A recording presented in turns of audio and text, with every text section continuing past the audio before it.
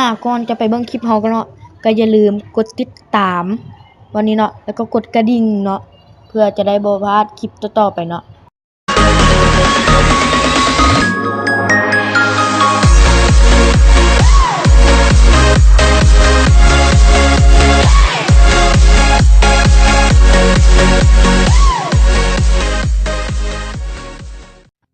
กราบสบายดีคุณผู้ชมทุกท่านเลยเนาะวันนี้เรามาอยู่ในรายการ STS Channel เนาะโอซามิมาอย่างนี่ก็จะไปลงเมืองเนาะนี่เราก็อยู่ใน Minecraft อยู่กับ Minecraft Pocket Edition เวอร์ชัน 0.17.0.1 เนาะมาลงเมืองเนาะมาขุดถ่านเนาะก็ถ่านเขาก็สิเบิดแล้วเนาะเอามาขุดถ่านซื้อเนาะเด็กเขามีหลายอยู่ดอกมาหาถ่าน EP หน้าเขาสิไปหาไดมอนด์เนาะเพชรเนาะไปหาเพชรไดมอนด์โอเค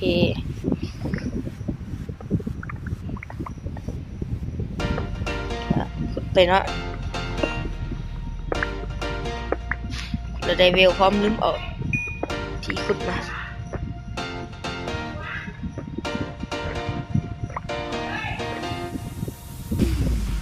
โอเคเนาะเมื่อกี้มีคนมาเนาะเราต้องตัดต่อออกไปเนาะนี่เรามาหาท่านกันเลยเนาะเรามุ่งกันท่านไปล่าท่านก่อนรู้สึกแบบว่าเรามาขุดแต่เหล็กในตอนนั้นฮะตอน EP 2 EP 3นี่แหละเนาะเรามาหาท่านหาเหล็กไปพร้อมเนาะถ้าเจอเนาะนี่เราสิขุดไปเลยเนาะถ้าเราเจอเนี่ยBX กับบุมีสำโพงเลยเนาะเราต้องกลับไปออกกันได้เนาะโอเค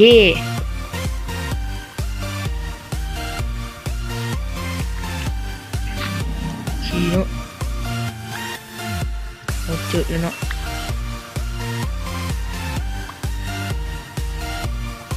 โอเคหาอีก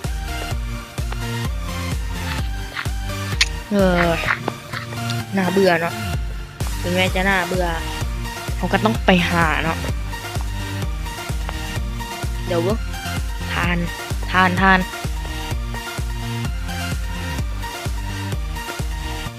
มีทานบ่โอ้ยทานหายไปใส่บึดเนาะตอนนั้นมาแล้วเห็นเต็มแต่ทานเลยเนาะอันนี้วันนี้เราคือบ่เห็นฮะทานทางนี้มีทานบ่โอ้ย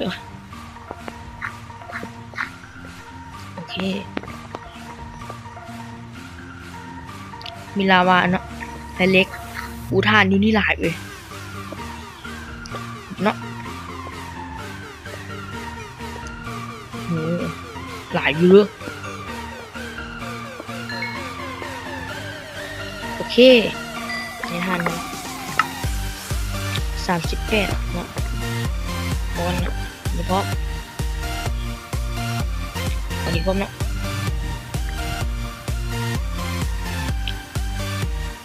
ใครที่เบิ่งคลิปเนาะก็อย่าลืมกดไลค์กดแชร์กด Subscribe เนาะ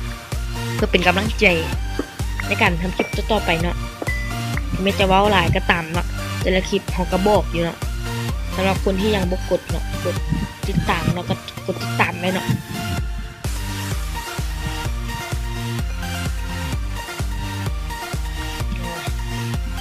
ก็น่าเบื่อ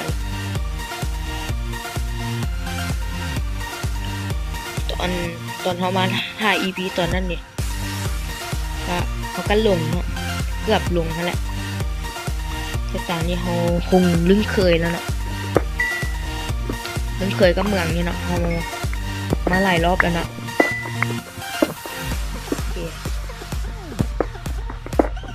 ปกติเวลาลิ้นคนเดียวมาหมักเว้าเนาะเวลาถ่ายอยู่นะเราจึงหมักเว้า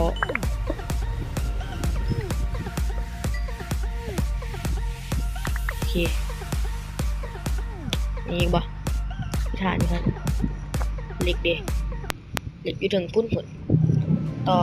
นี่ขึ้นไปเนาะ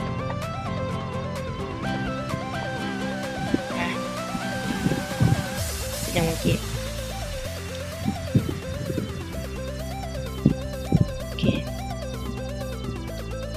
ลงเนาะ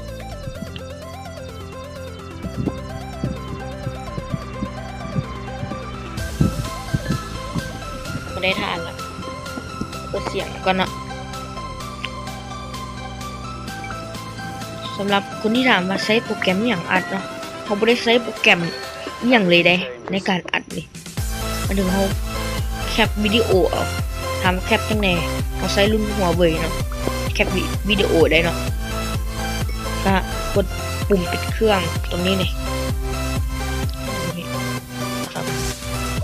กดพร้อมกับปุ่มเปิดเสียงไม่ใช่ปุ่มลบนะครับปุ่มนี้นะครับกดปุ่มนี้กับปุ่มนั้นพร้อมกันนะครับบางเครื่องก็ทำไม่ได้นะโอ้ว่าภาษาไทยละ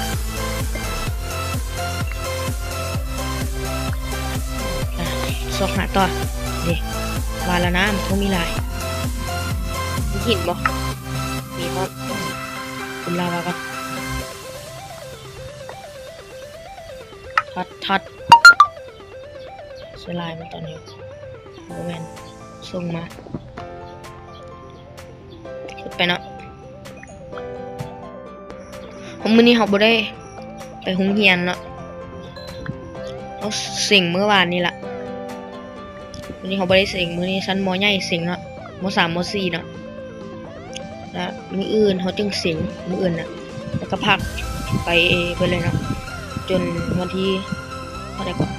30อ่ะเมื่อเดือน2เนาะยังบ่ทัดเขาบอกว่าเล็กๆนะโอ้คิดว่าขุดแล้วมันสิตกลงเนาะอาหารมีเท่านี้ไว้ใช้เป็นประโยชน์เดียวกัน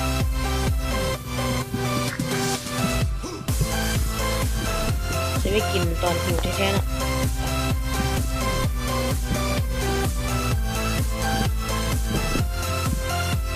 กินเนาะดีกว่าโอเค